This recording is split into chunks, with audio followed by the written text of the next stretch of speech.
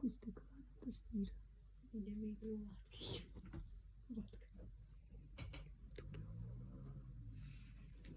किधर नीचे जा रही हूँ।